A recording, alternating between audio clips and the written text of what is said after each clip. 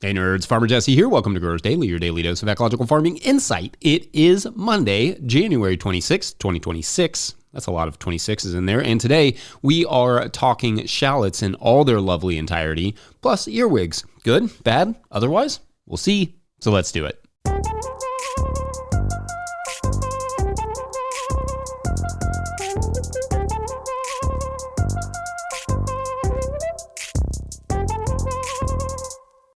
All right, so it is Sunday morning, and we're in the middle of an ice storm, and if you want to know what that's like, you can kind of hear it, and then also see it, which is super fun. All right, so I'm clearing snow in the tunnel, and it's really hard. Like, I've been going back and forth, right, as I go across the tunnel, just getting it off. It's really hard to describe how heavy this is. Like, I cannot do that with one arm, so I'm gonna have to do that all the way down the tunnel, get it all off, because it is super heavy. It's maybe only 2 inches of snow, but probably also, I don't know, half an inch of ice. This is not light. And just so it's clear, the reason I'm going back and forth is if you just did one side, all the weight would be over here and it could push the whole tunnel down. So yeah, fun.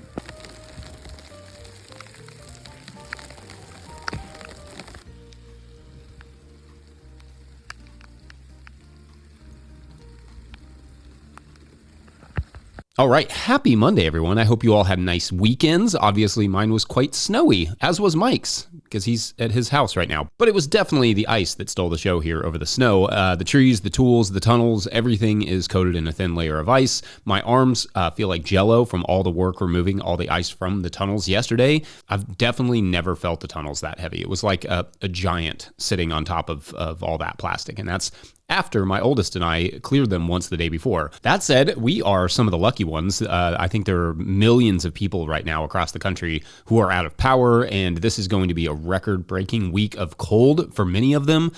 So we're fine so far, as long as the trees don't start falling on power lines and such. Tunnels are good, plants are good, they'll be fine, but this is going to be an absolutely brutal week for people without power. We aren't expected to get above freezing here until next Wednesday, when they are also calling for a chance of snow, so that's fun. So keep the farmers and people affected by this storm in your thoughts. It is a doozy. Also, if this show goes up late at all this week, it's primarily because, like I said, Mike is at home, I'm at home. So that means we're having to, do this remotely, which you never know. Internet can be a little fickle in that way with transporting large files. So we'll see. But anyway, that should explain it if we are late. All right, so it is Monday, where every Monday this year, we are going to be digging into a single, less talked about crop in a series we're calling Planting and Raving. So far, we've covered peas, fennel, and leeks. And today, the crop we're going to cover is shallots. If you want to hear more about one of those other crops, you can go back to the other Mondays this year. This is one of my favorite all-time crops. And although, okay, sure, we just did an allium last week with the leeks, we are also just in allium starting season. So I'm trying to make sure that we cover all the relevant stuff. Covering watermelons right now, for instance, might not make the most sense for a lot of us, or at least me. So we'll hold off on some of those summer crops for now. Anyway, yes, shallots. The first thing you should know about shallots is that they are delicious. Maybe my favorite allium. Maybe I also said that about leeks too, but in which case, maybe disregard. Obviously, I just love me some alliums. But shallots are delicious, more delicate than an onion in flavor, great raw, great for soup, sauces, salads, you name it. Now, I'm going to go ahead and get the bad news out of the way, though, first. At least for some of you, if you are much further south than us, growing shallots is going to be tough. These are long day onions, meaning they need 14 to 16 hours of daylight to initiate their bulbing. Kentucky is in what is considered the intermediate day onion territory, as laid out by this handy-dandy map from Johnny Selected Seeds, or if you can't see it, you're probably listening on podcast form, and you can click on the link in the show notes.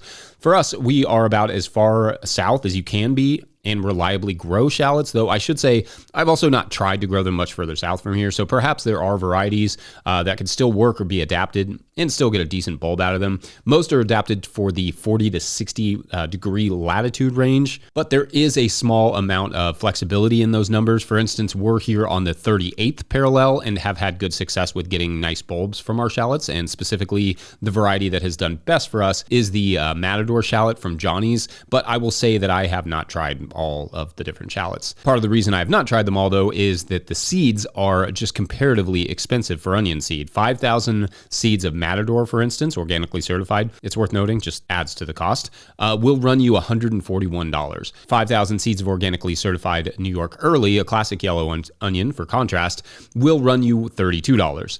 Nearly 4.5 times as much money for the shallot seed. So because they are expensive, I will say now that you should probably make sure you know how to grow onions really well before spending the money to grow shallots. Shallots can also be grown from sets, like little small bulbs, which you can save yourself or buy. However, sets tend to be even more expensive per onion. So unless you have a good line on some cheap sets, then I would stick to the, just growing them from seeds. Of course, the price of seeds or sets also means that you cannot possibly charge as much for onions in the market as you do for the shallots.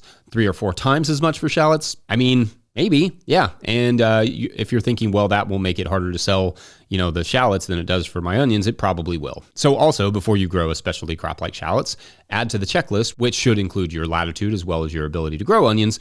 Do you have the clientele? CSAs are always a good option for a crop like this. We found, of course, chefs really love shallots, and ours are significantly better than the stuff that comes in the jug pre-peeled. Yuck, that stuff. Unbelievable that so many places use the giant jugs of garlic and the giant jugs of shallots. They are just flavorless and yuck. And we also found that they sold well at farmers markets, often selling one nice shallot cluster. They grow in like clumps of 2 or 3 usually for $3 a cluster, or 2 for $5. Though if we were to go back to market again, that price would probably have to go up with inflation now, probably closer to 1 for $4 or 3 for $10 or something like that, which again is a lot of money. But $10 a pound is not unheard of for shallots, and frankly, not unreasonable. An expensive seed that is a little challenging to grow and takes 120 days or more to get there. Yeah, I think that's very much a specialty crop, but a delicious one. Milder and sweeter than your average onion. Like I said, there's a reason chefs and foodies go gaga for this crop. They also store fairly well, at least as well as your average red or yellow onion. So for starting shallots, I usually do that in January because they do like a pretty long season, and I need to get them as tall as I can before the solstice to maximize the day length and get the biggest bulbs that I can, because being shallots, they won't be super big regardless. You can start them in trays like microgreens, similar to how I described the leeks last week, but because these seeds are so expensive, I prefer to take my time and do 1 to 2 seeds per block in soil blocks.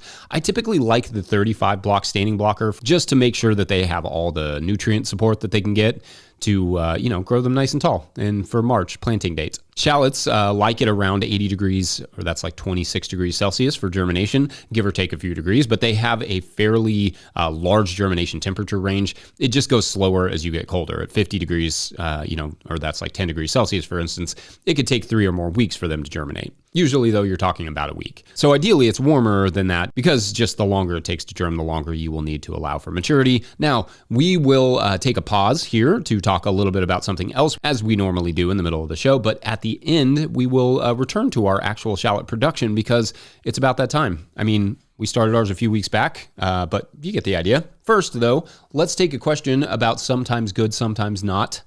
Earwigs. Be right back. Ollie.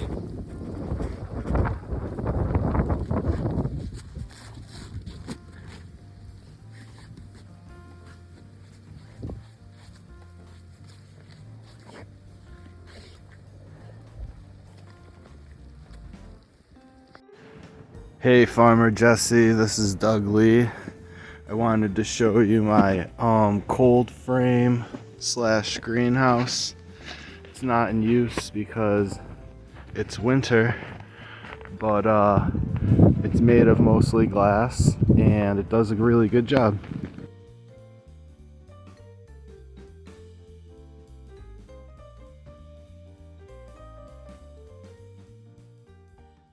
Today's episode is brought to you by Johnny's Selected Seeds. Johnny's Selected Seeds is a proud supporter of Growers Daily. At Johnny's, they do more than sell seeds. They grow them. They trial them to see how they perform on Johnny's research farm in Maine and across the U.S. and Canada. Only the best varieties are added to their catalog and website. When you need proven varieties you can count on and detailed guidance from seedling to harvest, consider Johnny's your trusted growing partner. JohnnySeeds.com. That's JohnnySeeds.com. All right, back to the show.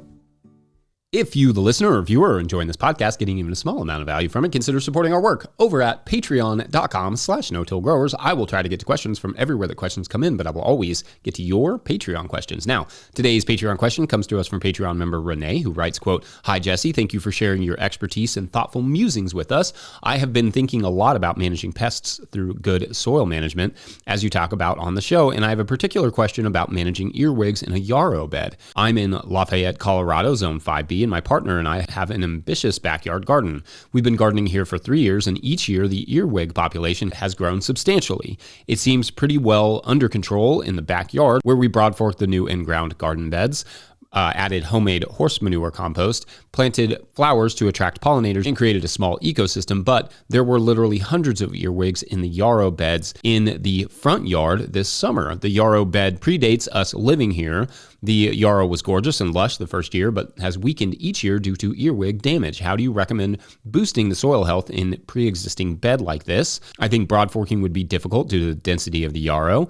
Any other tips for managing earwigs? Thank you," end quote. All right, so interesting question here, and I'm definitely fascinated by the correlation you seem to be seeing with the broadfork / compost in the earwigs in the backyard versus what's happening in the front yard. So I wonder if it's not that combination of broadforking and the horse manure compost that are having an effect. Either way, I do think some fertility would go a long way in the yarrow in the front yard with the earwig problem if you have not tried that yet. So perhaps laying down some compost over top to work in or, just around the yarrow, but also maybe indeed trying to get that broadfork involved a little bit. Now, we have some wild yarrow here, but I've never tried to broadfork a bed of it. That said, I will sometimes broadfork a bed that has a short cover crop in it in the spring to give those roots a little extra room to dig deep and help me decompact really rough parts of the farm. So maybe that is something that could be done in the early spring before the yarrow really takes off. As an aside, that is in fact something that I've always wanted to study. If broadforking a cover crop in situ would be a more effective means of decompacting an area than just, leaving it alone, because although that makes sense to me as an idea, right? Those roots would have more room to wiggle around and would enable them to get deeper and wider into the soil. Sense, of course, does not make science. So it would be interesting to test that out. Anyway, I've found myself a little off course here, as I'm wont to do. So let's return it real quick to talking about actual earwigs, because they are a fairly fascinating bug. For starters, earwigs' main source of food is actually other insects, including aphids. In that way, earwigs can be quite beneficial in the right doses and around the right plants. But they will occasionally eat soft plant tissue, like it seems, yarrow, and cause other issues. Earwigs enjoy mulches and dark shelter, and so sometimes it's recommended to get rid of any mulches around plants, but I personally would probably not remove the mulch if I don't have to. Anyway, maybe instead removing any old dead yarrow leaves, just so that they're not maintaining any of the populations. Maybe taking that to the compost to kind of help keep them in check. There are also traps out there that you can use, such as oil traps. I'm going to quote from the CSU, Colorado State University article on the subject, because they've done studies on earwig management specifically in Colorado. So, quote, "Many earwigs can be trapped, which may help reduce numbers. Traps can be of various designs, but should produce dark hiding areas that the earwigs will seek out for daytime shelters. Rolled corrugated cardboard can be very effective, as can rolled or crumpled newspapers. Furthermore, the addition of some food bait within the shelter can greatly improve the use of a trap by earwigs. Wheat bran and wheat germ are among the baits that have been effective in CSU trials. Such traps should be collected every 2 to 3 days, bagged, and the captured earwigs discarded," end quote. So yeah, I should also add here that if the composting broadforking just doesn't feel possible, then perhaps adding some sort of, liquefied amendment like fish hydrolysate could help. It's just that they are often, let's just say, aromatic. So doing something like that may invite some criticisms from neighbors or some local criticisms. Sure. I hope that's helpful. And also, shouts to yarrow. Love that plant. Great flower for beneficials. Worth protecting. Let me know, listeners, what your experiences have been with earwigs. Otherwise, we're going to take a quick break. And when we come back, we will talk a bit about our crop of the week. Shallot we? Shall we? It's great. Anyway, be right back. There goes a plow. That's good. Maybe we'll be able to leave one of these days. Today's episode is brought to you by High Mowing Organic Seeds. High Mowing Organic Seeds is celebrating their 30th anniversary with 48 fabulous new varieties for 2026. Highlights include downy mildew-resistant cucumbers, a poppy that looks like cotton candy, and 12 new tomato varieties. High Mowing offers more than 750 varieties of certified organic, non-GMO vegetables, flowers, herbs, and cover crops, all trialed for optimal performance in organic growing systems. High Mowing has the professional quality seeds and supportive grower reps to get you from seed to harvest. Visit highmowingseeds.com to request a catalog and use code 26NOTILL, all caps, for 10% off your order of $100 or more. That's highmowingseeds.com. Today's episode is also brought to you by Ohio Earth Food. So you got your soil tested or need your soil tested, it's time to contact Ohio Earth Food. Since 1972, they have been growers' trusted source for organic soil amendments to apply before you plant to prevent those deficiency symptoms that limit production. Their knowledgeable staff have all been a part of certified organic operations and can help you choose the best products for your soil and deliver or ship them right to your farm. With locations in Northwest Ohio and just north of Madison, Wisconsin, Ohio Earth Food wants to be your partner for organic inputs. Don't count on luck this year. Start your seeds in the Seed Catapult potting soil and put their Revita fertilizers in your beds, and rest assured that your plants will have all the nutrients, stimulants, and energy for whatever comes their way. Feed your soil and let your soil feed the plants. Visit them at ohioearthfood.com. All right, back to the show. All right, so back to our shallots. We can pretend that after starting them, they grew along nicely, which they did, in the trays until they were several inches tall. Also, preferably, they have been kept from freezing during that time because with onions, although they can take some cold and some frosts, you don't want them to think that they've been through a whole winter, as they are liable to bolt, reducing their storability. The size of the transplant is relative to the size of the bulb it will make to some extent, so ideally they are at least 4 or so inches tall by the time that you transplant them. So that would be like 10-ish centimeters tall. More is even better. For bed prep, the best success I've had with shallots is transplanting after a winter-killed pea cover crop, but I've had success with compost mulches as well, with lightly harrowed soils, etc. As long as there is a decent amount of fertility in the soil and they can be kept weed-free or as weed-free as possible, shallots are not terribly picky. A small amount of compost with some feather or alfalfa meal can go quite a long way so long as the soil drains well. The nice thing about the onion family crops is that they are shallow-rooted and do okay in wet soils, but that doesn't mean they love to grow in like a bog, so they do need some drainage. A little broad forking, in other words, may be in order or may go a long way in poorly draining soils. For spacing, we space them at about that 7.5 by 7.5 inch grid. That's like 19 centimeters by 19 centimeters, and plant them just so that the soil block is covered. It does not need to be deep like, leeks, for instance. Also, I do not trim these or any other onions before I plant them. According to the research, trimming is not necessary and it is not going to get you bigger bulbs. If you're doing this on a larger scale, it may save you a little time to trim them for untangling purposes and not, lose too much yield by trimming them, but you may lose a little yield, or at least so says the studies. Otherwise, trimming is just not necessary. Now, growing is just growing onions like anything else. As they bulb up for us around July, similar to onions, you will know when to harvest when they sort of begin to yellow in the greens and then flop over. You can pull them before that, but ideally you let them grow all the way out first and kind of finish, and then you cure them. I have definitely done segments on curing, and I think you can catch that recap that we did a few weeks ago on onions where I summarized some of that process at least.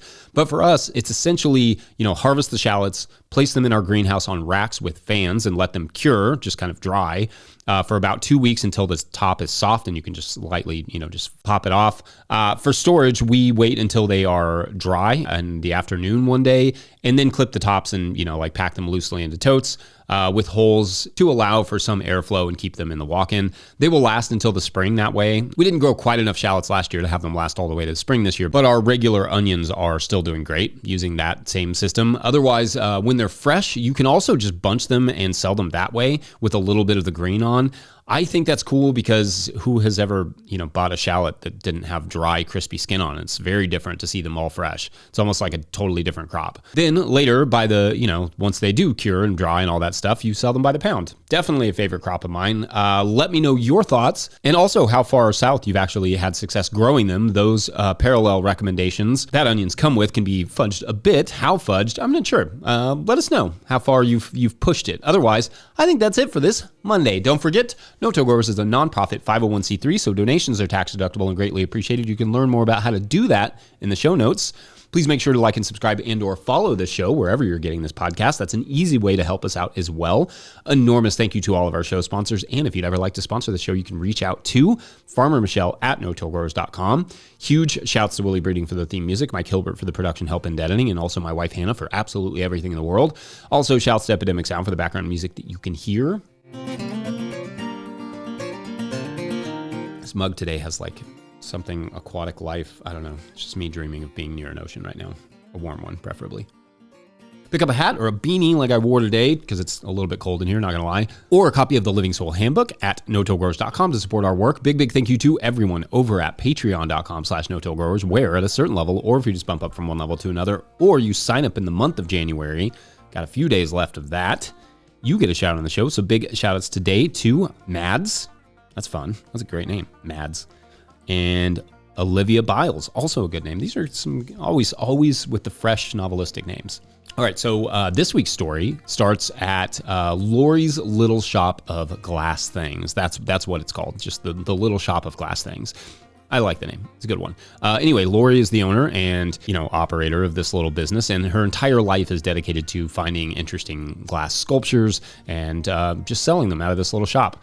This is not, as you can imagine, the most lucrative business, but around the holidays, she gets really busy and she has a steady clientele of, like designers and people looking to add some interesting decorations to their house or shop or whatever. But in general, her days are pretty normal, pretty, calculated. Then one day she gets a package in the mail, not one she's expecting. It's heavy, so it's likely glass, but there is not, any sort of return address, no identifying marks, just a brown box with her name on it. What's inside? Well, that will change everything for Lori, but that is also for tomorrow on the Glass Half Full. Thanks for watching and or listening. We'll see you then. Bye.